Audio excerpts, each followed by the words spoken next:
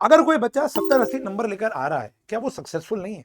क्या सक्सेस का पैरामीटर यही है कि आपके 95, 98, 100 नंबर आए हैं, आप डिसिप्लिन्ड हो गए, आप कंसिस्टेंट हो गए, आपने कमेंडेबल जॉब किया है, तभी आप सक्सेसफुल माने जाओगे? क्या ये जो बच्चा आज से कुछ महीने पहले 33% पर था, 40% पे था, या इनको तो स्कूल वालों ने बोल ही दिया था कि हम इसका रोल नंबर ही नहीं देंगे क्योंकि ये प्री बोर्ड तक में फेल है, और उसने मेहनत करके कहीं ना कहीं लगन लगाकर अपने अगेंस्ट जितने भी ऑड्स थे उससे फाइट कर कर ही manage to score somewhere around 70 to 80 marks. कोई बच्चे पूरे साल कंसिस्टेंटली मेहनत करते हैं उतनी ही जितनी एक 100/100 वाला बच्चा कर रहा है, उससे कई गुना ज्यादा भी मेहनत करते हैं, लेकिन उनके उतने अच्छे नंबर नहीं आते ड्यू टू मैनी फैक्टर्स।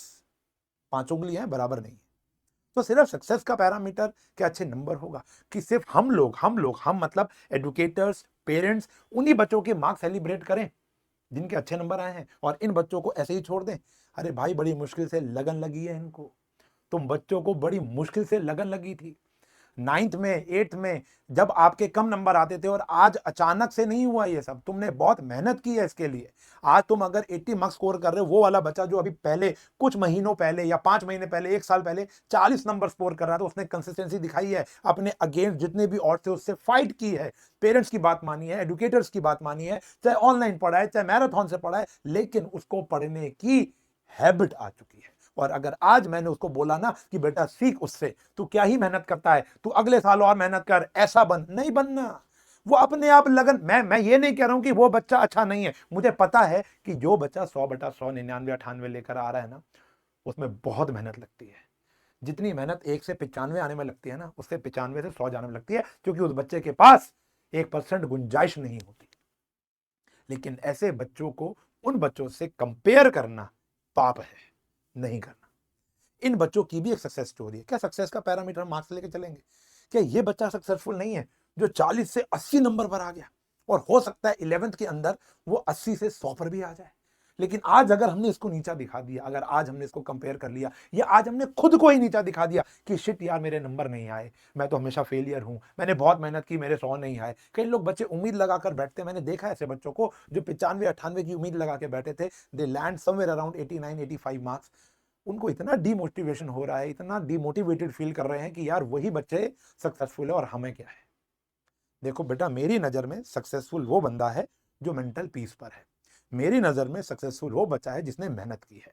हाँ, जिस बच्चे ने पूरे साल मेहनत नहीं की, आखिरी के 15-16 दिन अगर वो कह रहा है कि मैं मेहनत करके 90 प्लस ले आऊं, नहीं आ सकते, नहीं आ सकते। तो आप अपने आप जितनी आपने मेहनत की है ना, उसके अकॉर्डिंग ही आपके मार्क्स आएंगे। लेकिन जो बच्चा पूरे साल पढ़कर भी 80 पर लैंड किया ना, तो आप सक्सेसफुल बच्चे हो, आप कंसिस्टेंट बच्चे हो, आप डिसिप्लिन्ड हो।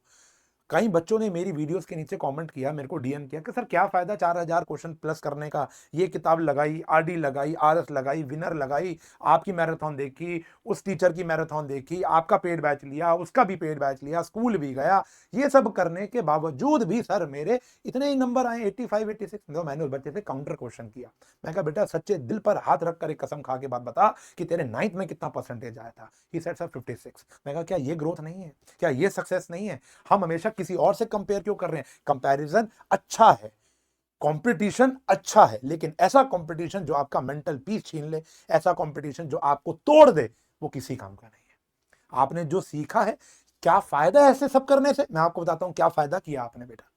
आपने पढ़ना सीखा, आपने बैठना सीखा, आपने कंसिस्टेंसी सीखी, आपने लड़ना सीखा, और यही सब काम आने वाला है 11वीं क्लास में, 12वीं क्लास में। फिर एक और सवाल है, क्या सर रीअपियर हो जाऊं सेकंड बोर्ड के अंदर? क्या रीअपियर हो जाऊं? देखो, किनको सेकंड बोर्ड में अपियर होना चाहिए? अपियर उनको होना चाहिए जिनको अपनी मनचाही स्ट्रीम इन मार्क्स पर नहीं मिल रही है। अगर मेरे मार्क्स 5, 7, 10 नंबर कम भी आए अपनी एक्सपेक्टेशन से, तो मुझको अगर इन मार्क्स पर मेरी मनचाही स्ट्रीम अलॉट हो चुकी है या हो जाएगी, तो मुझे कभी भी सेकंड बोर्ड अटेम्प्ट नहीं करना चाहिए। उसका कारण है कि जो अलॉटेड टाइम अभी आपको 10th में मिला था, उसको यूज करके आपके एक एक्स नंबर आए। अब वही अलॉटेड टाइम आपको 11वीं मिला है। 11th का सिलेबस 10th से कई गुना ज्यादा होता है, 11th की टफनेस 10th से कई गुना ज्यादा होती है। अगर मैं सेकंड बोर्ड में अटेम्प्ट देने बैठ जाऊंगा, तो मेरे 2-2.5 महीने कहां चले जाएंगे मुझे पता ही नहीं चलेगा। मैं साथ साथ 11th और 12th दोनों की तैयारी तो नहीं करूंगा ना। और अगर मेरा ये टाइम चला गया मेरे प्यारे बच्चों, ये कभी लौट कर नहीं आएगा। और जो अभी 5-7 नंबरों के लिए आप, और कोई गारंटी नहीं कि आपके बढ़ जाएंगे, कोई गारंटी नहीं है। और अगर मान लो बढ़ भी गए 5-7 नंबर, तो आप 11th के अंदर इतना बड़ा डेंट दे बैठोगे, आप कभी भी रिकवर नहीं कर पाओगे। जिन बच्चों की कंपार्टमेंट आई है, जो बच्चे फेल हुए, निराश ना हो। अभी एक और तरीका है, आप उसमें पास हो सकते हो। या जो बच्चे जो कह रहे हैं सर मेरे को तो मनचाही स्ट्रीम मिलेगी नहीं इतने कम नंबर में, मैंने कोशिश भी करके देख ली, तो आप सेकंड अटेम्प्ट अपीयर हो और फिर अगले साल 11th में बहुत मेहनत करना। लेकिन जब ऑलरेडी आप खुश हो, सेटिस्फाइड हो, पेरेंट्स खुश हैं, या आपको मनचाही स्ट्रीम मिल गई है, तो सेकंड बोर्ड में अटेम्प्ट क्यों देना। अभी सभी बच्चों से यह अनुरोध है, नंबर कम है ज्यादा है, आपने पास्ट में जो गलतियां की, आपने पास्ट में जो पॉजिटिव चीजें सीखी, उनको साथ लेकर आगे बढ़ना है, गलतियों को ओवरकम करना है। जो सीखा है इस प्रोसेस में, चाहे नंबर 5-7 कम भी रह गए हो, जो सीखा है आपने, उसको अब 11th के अंदर अप्लाई करना है। 11th की पढ़ाई मेरी as a mentor, as a बड़ा भाई अगर एक एडवाइस जानोगे, 11th की पढ़ाई उस दिन शुरू कर दो जिस दिन तुम्हें स्ट्रीम अलॉट हो गई है, क्योंकि 11th सबसे बर्बाद क्लास होती है। हम खुद बोलते हैं बच्चों को कि 11th की जो क्लास होती है, सबसे ज्यादा हम अपने पेड बैचेस में जो क्लासेस एक्स्ट्रा लेते हैं ना, वो 11th स्टैंडर्ड की लेते हैं, क्योंकि वहां पर इतना बेस डेवलपमेंट होती है। मुझे पता है 12th में हार जाएगा वो बच्चा अगर 11वीं कक्षा के अंदर उसने अपना बेस डेवलपमेंट नहीं किया तो 11th स्टैंडर्ड जितना जल्दी शुरू कर सको उतना जल्दी शुरू करो। बैचेस हमारे भी लॉन्च हो चुके हैं, आपको पता है, आपके स्कूल भी स्टार्ट हो चुके होंगे। और अभी मैंने 3 दिन पहले ना, 2 दिन पहले जब आपका रिजल्ट आया ना, तो मैंने कूपन कोड भी दिया था बच्चों को आपकी उसके लिए कि भैया रिजल्ट 40 अभी तक एनरोल नहीं किया, आप रिजल्ट 40 कूपन कोड अप्लाई करो, 40% आपको ऑफ मिल जाएगा। 30% अभी चल रहा था कुछ दिन पहले तक, 1249 रुपए का कोर्स था, अभी भी यही होगा। 2499 हमारा महापैक का कोर्स होगा। साइंस हो, ह्यूमैनिटीज हो, कॉमर्स हो, with maths, without maths, applied maths, सब कुछ आपके चैनल पर, इन चैनल पर बहुत सारी वीडियोस हैं। पीसीएम पीसीबी वाले बच्चे, कुछ भी पीसीएमबी वाले बच्चों का कोर्स है। ह्यूमैनिटीज में साइकोलॉजी, सोशियोलॉजी, इकोनॉमिक्स, सब कुछ हम पढ़ा रहे हैं। आपको बस पढ़ना शुरू करना है। डोंट टेक इट, अभी देखो रिजल्ट आया, 2 दिन सेलिब्रेशन हो गया, हवा में मत उड़ाओ, हवा में बिल्कुल मत उड़ो। हाँ, अगर आपको अपीयर होना है सेकंड बोर्ड के अंदर, तो भैया 16 तारीख से लेकर 20 तारीख तक आप स्कूल जाकर अपनी फीस जमा कराओ, अपना नाम दो। अगर अपीयर नहीं होना, स्ट्रीम सिलेक्ट करो, चुनो, अब बस पढ़ने लग जाओ, क्योंकि 11th के अंदर ऐसे ग्राफ नीचे गिरेगा आप सोच नहीं सकते। मैंने बच्चों को फेल होते हुए देखा है, बर्बाद होते हुए देखा है 11वीं कक्षा में। तो ये एक छोटी सी एडवाइस मेरी थी, एक छोटा सा गिफ्ट मेरी तरफ से ये था, एप्रिसिएशन था कि जो बच्चों ने अच्छा स्कोर किया है वो आओ पढ़ते हैं, बहुत अच्छे सिस्टम का हकदार बनो। अब जो भी हमने चेंजेस अपने ऐप में किए हैं, जो आज तक किसी प्लेटफॉर्म ने शायद अभी तक तो नहीं किए, जो आपकी बेटरमेंट के लिए, उन वीडियोस को देखो, डिसाइड करो। 20 अप्रैल तक ये हमारा रहेगा, क्योंकि 20 अप्रैल से हमारी पहली क्लास स्टार्ट होने वाली है। फर्स्ट क्लास हमारी 20 अप्रैल को स्टार्ट हो जाएगी। आई होप मैं जो कहना चाह रहा था वो मैसेज आप तक जरूर पहुंचा होगा। नंबर हमारे यहाँ पर बहुत सारे बच्चों के अच्छे आए हैं, कईयों के खराब आए हैं। तो मैं सबको एक पैरामीटर पे ही तोलता हूं कि सबने मेहनत की है। कोई ऐसा बच्चा नहीं हो जिसने मेहनत नहीं की, उसको सीखना है। जिसने मेहनत की है तो इसी मेहनत को बरकरार रखो, मेहनत बढ़ाओ, और आपका मनचाहा स्कोर भी आपको एक दिन जरूर मिलेगा। इन बातों में मैंने कुछ गलत कह दिया हो या किसी को ठेस पहुंची हो, माफी चाहूंगा। मेरा कोई भी ऐसा मतलब नहीं था कि मैं इन बच्चों को यहाँ पे, मैं तो चाहता हूँ कि यहाँ पे कंपैरिजन बिल्कुल बंद हो जाए।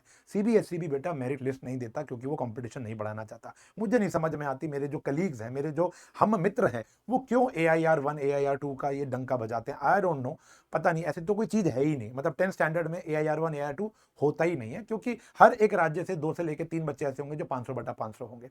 ठीक है, वो उनका अपना एक पॉइंट ऑफ व्यू है, मैं उनको गलत बिल्कुल भी नहीं कहूंगा, बट उन बच्चों के साथ भी हमें खड़े रहना है, क्योंकि वो मेहनती है। ये मुझे फील हुआ, मेरे पास DMs आए तो मैंने आपसे बात शेयर की।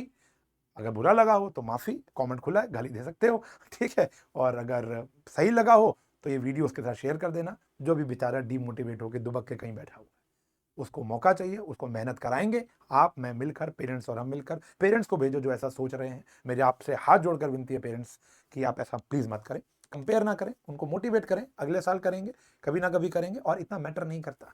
5, 7, 10 साल बाद को अपने पेरेंट्स से पूछो ना, 10 साल पहले वो उनके जब 10th में मार्क्स आए थे तो क्या मार्क्स आए थे। हाँ, हर एक पेरेंट चाहता है कि अपना बच्चा, मैं भी खुद एक पेरेंट हूँ, मैं भी चाहता हूँ कि मेरे मार्क्स, मेरे बच्चे के मार्क्स मुझसे ज्यादा आए, मेरा बच्चा मुझसे ज्यादा सक्सेसफुल हो। ऑब्वियसली बात है, हम चाहते हैं, तो वो आपकी बेटरमेंट के लिए सोचते हैं। लेकिन कभी कभी बेटरमेंट इतनी ज्यादा कर बैठते हैं हम लोग कि शर्मा जी का लड़का, मल्होत्रा जी का लड़का, इन सब का लड़का, इन सब की बेटी देख आगे चली गई, अखबार में फोटो आई उस टॉपर की, इस टॉपर की, फिर आपको देखा जा रहा। वो चीजें नहीं, हर एक बच्चा एक यूनिकनेस लेकर आया है, ठीक है। मार्क्स के पीछे नहीं भागना, स्किल के पीछे भागना है। स्किल बेस्ड इंडिया बनता आ रहा है, स्किल बेस्ड वर्ल्ड बनता आ रहा है, उसके पीछे भागना है। हो सकता है जो टॉपर बच्चा हो, सब मैंने अपने जीवन में देखा यार, ऐसे टॉपर्स जो गायब हैं, पता ही नहीं है कहाँ हैं। लेकिन ऐसे भी बच्चे हैं जो 60 नंबर लेकर आए थे, 65 लेकर आए थे, दुनिया हिला रहे हैं आज। और ऐसे जो मैं कह रहा हूँ ना, इन बच्चों को कोई नहीं पूछ रहा, इन बच्चों से कोई प्रेज नहीं कर रहा। आपको मेरे इस प्लेटफॉर्म के अंदर साइंस एंड फन एजुकेशन, आशु गई 9th-10th, इन दोनों चैनल्स पर मैं आपको ऐसे बच्चों से मिलाऊंगा, they are doing great in their life, जिन्होंने पास्ट के अंदर 10th के अंदर कोई अच्छा स्कोर नहीं किया था। लेकिन मैं यहाँ पर उन बच्चों को डीमोटिवेट नहीं कर रहा हूँ जो अच्छे नंबर लेकर आए हैं। सुनो, मैं कह रहा हूँ पलड़ा दोनों का ही भारी है, प्लीज मुझे गलत मत समझना। मैं ये नहीं कह रहा हूं कि अच्छे नंबर लाओगे तो बर्बाद हो जाओगे, मैंने एक बार भी ये नहीं कहा। उनकी तो सक्सेस होने की संभावना बहुत ज्यादा है ही है, उनके फेलियर की संभावना बहुत कम है फ्यूचर में, लेकिन आपकी फेलियर की संभावना 0 नहीं है। ये ध्यान रखना, स्किल और एडुकेशन ये दो अलग अलग पैरामीटर हैं, ये दो अलग अलग पैरामीटर हैं। ये बहुत गहरी बातें हैं, न्यूट्रल होकर समझोगे, समझदार आईक्यू के साथ समझोगे तो आपको समझ में आएगी। और 11th के अंदर, 12th के अंदर हमें यही बढ़ाना है अपना। अभी बहुत ज़्यादा खुल के बात नहीं कर पा रहा हूँ, पेड बैचेज में मैं बहुत अनफिल्टर्ड इंसान हूँ, मैं वहाँ पर आपको ऐसी ऐसी बातें बताऊंगा, आपको लगेगा कि हाँ यार ये बंदा ठीक तो कह रहा है, समझ रहे हो? क्योंकि यहाँ बोलते हैं तो विवाद होता है, क्योंकि कुछ कम दिमागी लोग यहाँ पर आके कुछ ना कुछ बोलेंगे, तो उससे कोई फायदा नहीं होता, एक अलग डिबेट टॉपिक अलग टेंजेंट पे चला जाता है। आई होप जो मैंने आपको बताने की कोशिश की आप समझ में आई होगी। Parents and teachers and students, we gonna rock in 11th।